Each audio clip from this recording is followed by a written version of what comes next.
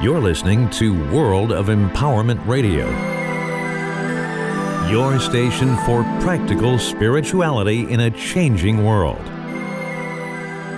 And here are your hosts, Aingeal Rose and Ahonu.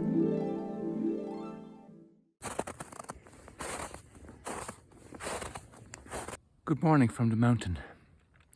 As I was coming up the mountain this morning, crunch through the snow, the remaining snow, I'm coming to you from a different event horizon. And you may well ask, what on earth is he talking about today? Well, things were later for me this morning. And so my usual place higher up on the mountain was where I'd catch the sun rising on the horizon over the distant mountains. But I have to go through a couple of small valleys in order to get up to this altitude. And so the sun had long risen in my usual place. So I had to create a new event horizon. And that was where I came to the crest of one of those small little valleys, came to the crest of the little hill on the lower slopes and got my sun rising. Now, of course, it had risen everywhere else, but nonetheless, it was very satisfying for me, and that's what I call my new event horizon. There are event horizons everywhere, all day, every day.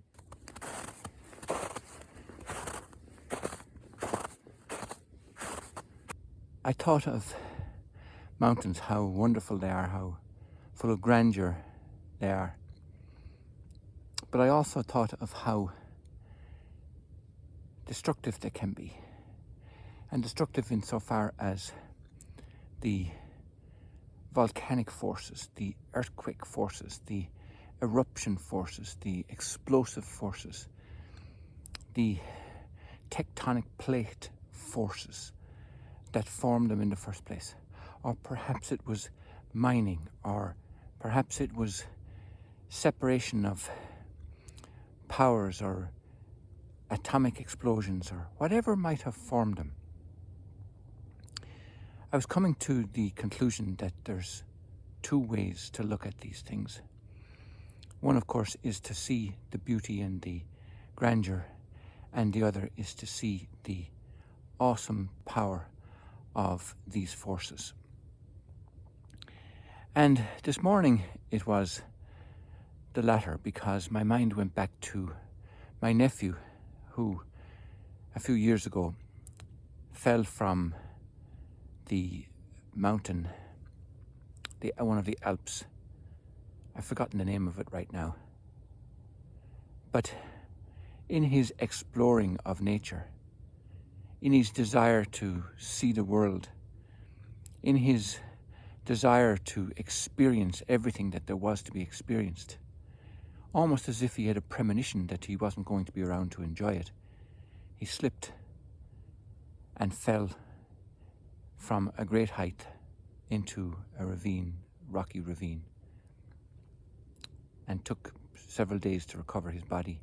So inaccessible was it. And I loved our Leonard.